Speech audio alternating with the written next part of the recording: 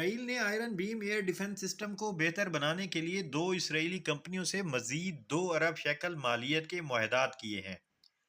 معاہدے کے تحت آئرن بیم کی خالق اسرائیل کی سرکاری company Rafael advance defence system اور Elbit systems iron beam air defence system میں ہائی پاور لیزر سولوشن شامل کریں گے، جس سے آئرن بیم مختلف میزائلوں اور ڈرونز کو لیزر کے ذریعے فضا میں تباہ کرنے کے قابل بن جائے گا۔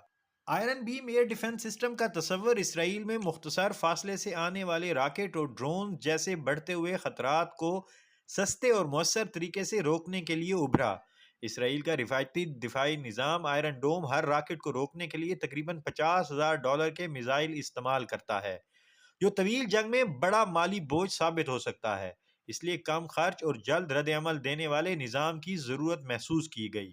یہ نظام لیزر ٹیکنالوجی کا استعمال کرتے ہوئے مختصر فاصلے سے آنے والے راکٹ، مارٹرز اور ڈرونز کو ایک طاقتور لیزر بیم کے ذریعے تباہ کرتا ہے، جو کہ روایتی میزائل سسٹم سے سستا اور زیادہ پائیدار حل ہے۔ اس سسٹم کو چلانے کے لیے صرف بجلی کی ضرورت ہوتی ہے، جس کی مدد سے یہ سسٹم طاقتور لیزر بیم پیدا کر کے راکٹ اور ڈرون جیسے خطرات کو فضا میں تباہ کرتا ہے۔ کیونکہ اس سسٹم میں انٹرسیپٹر میزائلوں کی ضرورت نہیں ہوتی، جن کا طویل جنگ میں ختم ہونے کا اندیشہ رہتا ہے اور وہ دوبارہ پروڈکشن پر وقت صرف ہوتا ہے، اس لیے یہ سسٹم آئرن ڈوم سے زیادہ قابل بھروسہ اور پائیدار ثابت ہو سکتا ہے۔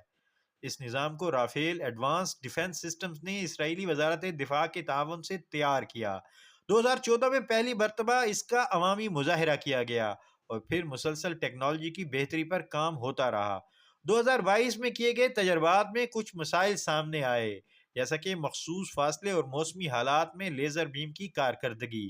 رافیل نے ان مسائل پر قابو پانے کے لیے مزید تحقیق کا عمل جاری رکھا۔ اسرائیل کے دفاعی نظام کو مزید مضبوط بنانے کے لیے اس سسٹم کی تعیناتی 2025 تک متوقع ہے۔ اس ٹیکنالوجی کو امریکی مارکیٹ میں لانے اور مزید بہتر بنانے کے لیے رافیل نے امریکی کمپنی لاک ہیڈ مارٹن کے ساتھ بھی شراکت داری کی ہے۔